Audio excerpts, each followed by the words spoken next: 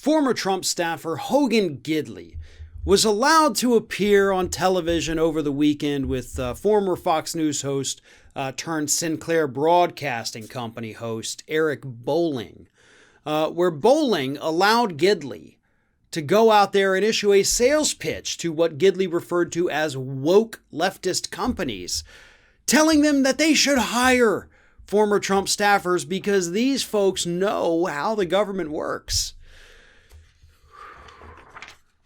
Here is the exact quote from Mr. Gidley. In this, by the way, I guess a little backstory first, which we've talked about at length, but I'll just remind everybody, former Trump staffers are having a hard time getting hired anywhere, just as we have been predicting they would have a hard time for literally 4 years, by the way. Been warning you for 4 years, and now, of course, they're unable to find gainful employment. So here's his quote. "I'm not surprised at all. They hated us for years. And remember, it's not the president so much. I mean, they hated him for sure. They hate all of us. They hate the people out there who don't agree with them. And the whole lie about unity is completely the biggest farce I've ever seen. Of course, they're going to attack those who worked in the administration. But people who work in a White House, whether it be Republican or Democrat, have a depth of knowledge of how the government works. That's an asset to any entity at all. They also understand the players in Washington, D.C. Really? Hogan? That's the lie you're going to go with, Hogan? They have an intimate knowledge of the inner workings of the government. They know the major players in D.C. Really, Hogan? Do we need to go through the list? You're talking about people who worked for a guy who got his feelings hurt because he lied about the path of a hurricane. So he took a Sharpie and he drew an extra little ring on the cone of uncertainty. Is that typical? Is that usually how the government works? So those people have an intimate knowledge of how that goes. Do the major players in D.C. politics, does that include the MyPillow guy? Because he's been to the White House numerous times.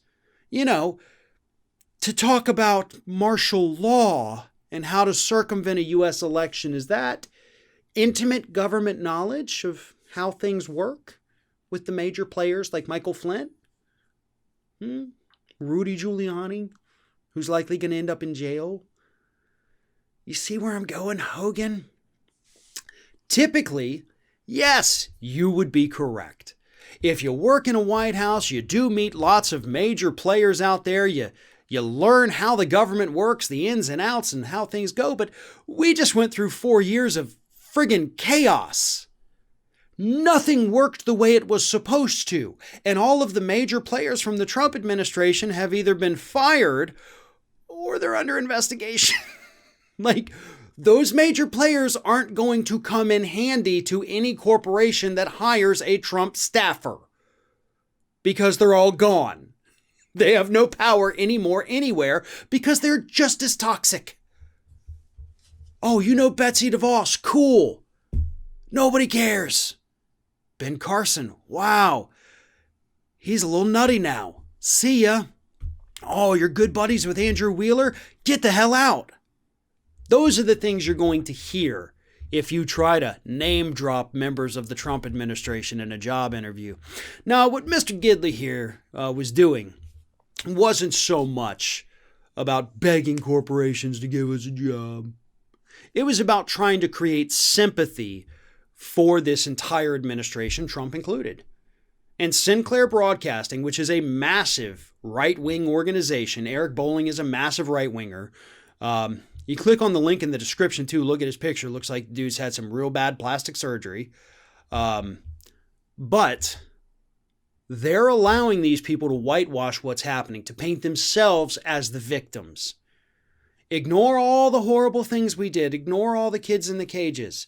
Ignore our ignoring of Puerto Rico following Hurricane Maria. Ignore what this man said about the massive California wildfires. Ignore the fact that he let hundreds of thousands of people die in a pandemic because he didn't want us to blame him.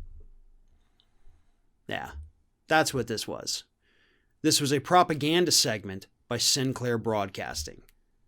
That is what just happened. Hogan Gidley doesn't give a crap if any of the former staffers on that White House get a job except himself.